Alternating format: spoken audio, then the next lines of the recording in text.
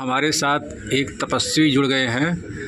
इन्हीं से हम जानेंगे कि आजकल के समाज में जो कुरीतियाँ बढ़ रही हैं, जो ऐसे अनैतिक अपराध हो रहे हैं और जितनी प्रकार की अव्यस्तता, अव्यसन, जो भी चीज़ें बढ़ रही हैं, इसका मुख्य कारण क्या है बाबा? इसका कारण है, नारायण स्वयं बोले हैं कि 12 पूत पिता के घर में खेती उपजे अपने कर में।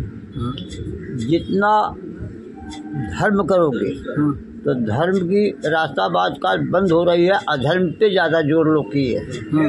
तो ये विनाश की जड़ ये चल रही है और विनाश हो भी रहा समझ में।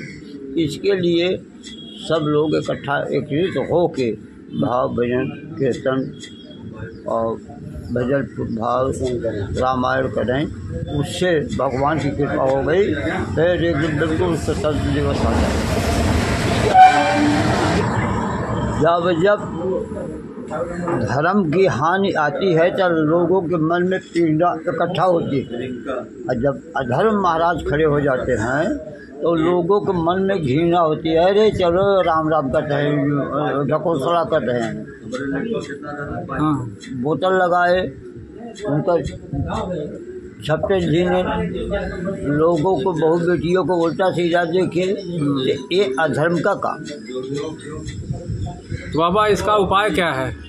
उपाय सिर्फ आपको बताया कि जितने धर्म में जुटे रहोगे, कीर्तन भजन रामायण गीता ये सब में जुटे रहोगे, परमात्मा सबकी नारे की। अच्छा, हाँ, तो वो एक समय की बात है। कृष्ण और कलयुग महाराज एक आम के वृक्ष पे बैठे थे, तो 3 यात्री जा रहे थे बाजार के लिए। मिश्रा जी सुना का यार, अब 3 यात्री बाजार के लिए जा रहे थे। ये बहुत बड़ा है रहस्य बाबा आपका, सुना पहले। तो वो क्या किए, कलयुग महाराज कहें कि भगवान कृष्ण से कि प्रभु अब इसमें कलयुग का क्या दोष है, आपका क्या दोष है? नारायण 1 किलो का सोना रखें। तीनों में ये विचार विमर्श होने लगा कि ये दोनों हड्डियाँ हमारा हो जाए। 80 साल का पुरानिया बोल रहा है कि दोनों हड्डियाँ हमारा हो जाए। तीनों कहते चले गए बाजार।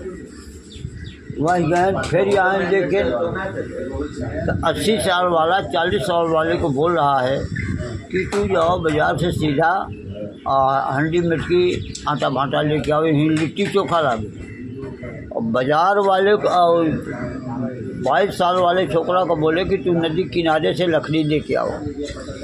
लकड़ी लेके आया, इतना मोट भगवतना तोड़ा लकड़ी की बोझा गिराएंगे, उसको साले को मारेगी, मरेगा, तो मैं सोना लेके चलूँगा। और वो क्या किया, कोई मंत्र के द्वारा इतना अद्धा निकाला, जब लकड़ी का बोझा लकड़हारा गिराया तब मारा, ये आह किया जय भगवान, लकड़ी लेके नीचे किया।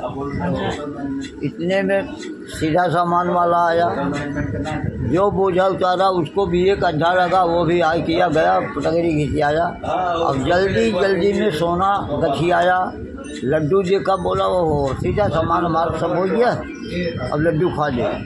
तो वो कारण ये किया था कि एक लड्डू बिना विष वाला बनवाया था, 2 लड्डू विष वाला। तो पहले तो बिना विष वाला खा के, दोनों लड्डू विष वाला खा के वो 3 के तीनों ही समाप्त हो गए। तो भगवान कृष्ण कहे कि अब इसमें आपका क्या दोष है, हमारा क्या दोष? तीनों जो गए अपने कर्मों से। अब ये कौन बोलेगा कि ये ब्रह्मा की लिखी कहानी है? तो लोग अपने आप अपने में जा रहे हैं, तो इसी में कलयुग महाराज के थोड़ा नाम है। तो दर्शकों देख सकते हैं, महात्मा जी का कहना है कि सारा दोष कलयुग का है ना बाबा? हाँ। सारा दोष कलयुग का है। और इसी प्रसंग पे आज हमारी चर्चा हुई। कागभूषुंडी महाराज जो आश्रम है, यहाँ पर बहुत सुंदर और बहुत ही दिल को छू लेने वाली बात बताई महात्मा जी ने, अति उत्तम। तो निष्कर्ष से निकला कि जितने सब कुरीतियाँ हो रही हैं, जितने व्यभिचार बढ़ रहे हैं, जितने असीमताएँ हो रही हैं, जितने पाप बढ़ रहे हैं, इसका सारा दोष इस कलयुग का है। हमारे साथ जुड़ने के लिए बहुत बहुत धन्यवाद। एक समय की बात है, एक महिला ने एक संत से पूछी कि प्रभु तीरथ किए क्यों एक ही फल मिलता है और संत मिले फल चार कहाँ से हो जाता है। तो संत बाबा बोले कि माता जी ये तो प्रभु की लीला है, जहाँ संत रहते हैं वो नारायण दौड़ते रहते हैं, तीरथ में एक ही फल क्यों मिलता है वो तो नारायण ही जान सकते हैं। तो देव ऋषि नारद तो कोई ऋषि बोला, गए ब्रह्मदेव के पास, बोले कि प्रभु हमको जो है सत्संग की महिमा बताइए। कहे भाई बिट्टू लोग जाना पड़ेगा। कहीं जाएंगे, कहीं जाइए, 2 गांव के बीच में एक बगीचा है, तो बगीचा में जाओ, बगीचा में घुसते हुए एक गिरगिट पड़ेगा, नीचे मुंडी रहेगी, नीचे मुंडी रहेगी, ऊपर पूँछ रहेगी। उससे लंबरता से पूछना कि गिरगिट देव हमको ब्रह्मदेव ब्रह्मलोक से भेजे हैं, सत्संग की महिमा बताइए। वो गिरगिट सुना उनकी बात, गिरा मर गया। फिर गए, कहें प्रभु यदि पहुँचा, बताया, तो वो जो है सुनते हुए बात गिरा मर गया। कहें ऐसा करो कि फिर उससे थोड़ा दूर और बगीचा में जाओ, एक पोपट है जो फिर फल लटका है, खा नहीं रहे, चोई चोई करके डाल पे नाच रहा है, उससे बोलना। गए वहाँ पहुँचे, पोपट देव हमको ब्रह्मदेव ब्रह्मलोक से भेजे हैं, जरा हमको सत्संग की महिमा बताओ। पोपट सुना, बड़े गौर से गिरा, खत्म। फिर गए, कहें प्रभु जब व्यक्ति के पास भेजते हो तो हमारी बात सुनते हुए गिरते मर जाते। कहें चलो वहाँ जाइए, एक कुर्मी किसान की गऊ राज बच्चा जी है, बच्चा बंधा है, चौफेर कोलू के सरीका चल रहा है, उसी से बोलना कि नंदकेश्वर हमको ब्रह्मदेव ब्रह्मलोक से भेजे हैं कि सत्संग की महिमा कहाँ है। बछड़ा बताएं, बछड़ा गिरा मर गया। फिर गए, कहे प्रभु 3 जीव तो चले गए, अब हासिल कुछ लोग कहें फला राज में राजा का लड़की, राजा के बहुत दिनों के बाद लड़का हुआ है, जाओ राजा से कहो, वहाँ जल जलपान होएगा, भोजन साजन होएगा, दक्षिणा भी मिलेगा। जाते टाइम पे राजा से बोलो कि हमको 2 सेकंड के लिए बच्चे से मिलवा दो।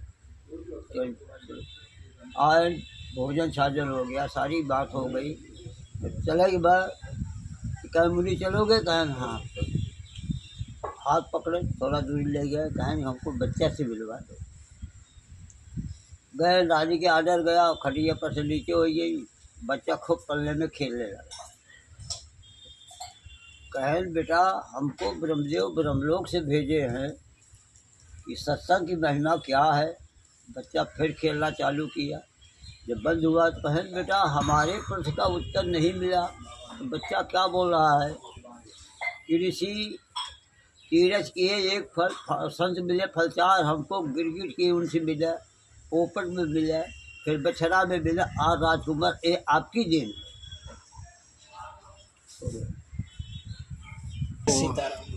तो दर्शकों देख सकते हैं, हमने पढ़ा था ऋग्वेद में ऐसा लिखा है कि जब बहुत ज़्यादा पुण्य अर्जित हो जाता है जीवन में, तब ऐसा संत दर्शन और संत समागम होता है। बहुत सुंदर और बहुत ही अति उत्तम। कोटि सा नमन आपके चरणों में।